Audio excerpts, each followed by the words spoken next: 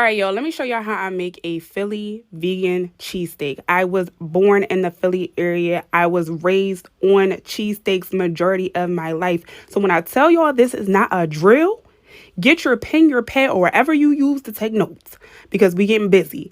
And this is tried and true. And when I tell y'all this is going to be the best vegan cheesesteak you have ever had, I mean, a couple of house rules for this video today. If you do not like mushroom or onion, your taste buds are childish and you got to keep scrolling today. I do not have time to convince you. We're going to deal with you at a later date. Also, if you are not from the Philly area, someone from this area is going to tell you how to eat your cheesesteak. I'm here to tell you, eat your cheesesteak how you want, but don't be weird about it. For example, acceptable condiments of a cheesesteak are as follows: mayo, ketchup, peppers, sweet peppers, cheese, Cheez Whiz. Okay, I did not mention fried onions because for fried onions, if you not have fried onions on your cheesesteak, is it even a cheesesteak? Let's be for real.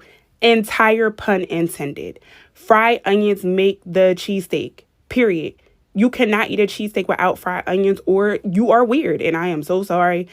I'm not trying to disrespect nobody. I don't make the rules. That's just how it is. All right, boom. So y'all see me use 3 mushrooms, oyster mushrooms, Big Bella, and the little one. Okay, I sliced them all up, put them in a bowl. I season it with brownie sauce, coconut aminos. You could use soy sauce. I use some steak seasoning. Don't use too much or it will be salty. I had onion powder and garlic powder. Right now, all we doing is going ahead and frying up these peppers and onions. I'm going to show y'all how I make my cheesesteak. Y'all can make it however y'all want, but don't hop in these comments telling me that you don't like it like this because I'm not in your kitchen forcing you to put mayo on the bread. All right, so we got the cast iron skillet on duty today. I just like how it gives a good sear on the onions, the peppers, and the mushrooms. So I'm putting all my mushrooms in a pot. Mushrooms do render water, so you do want to let this cook down until the water evaporates so that way you could get a nice sear on your mushrooms, okay?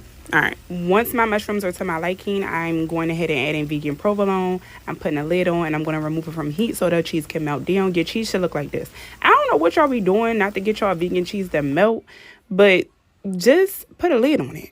And I promise it'll do the rest. So back in my cheesesteak eating days, I was a Cheez Whiz girly. So I did go ahead and melt down some vegan cheddar cheese so that I could add it on top. Now, you can or cannot do this step, but if you do it, just don't be weird about it. Make sure it's either cheddar or American so you won't get judged. I know this is controversial, but I'm adding vegan mayo to the bread.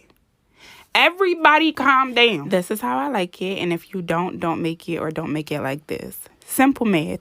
So I'm going to go ahead and add our mushroom mixture to the bread with our cheese melted on top. I did add a lot of provolone cheese just because I like it cheesy. If you don't like it like that, you don't have to add as much cheese as I did. But I am going to go ahead and add this to the bread. We're going to add the Cheez Whiz on top. And y'all,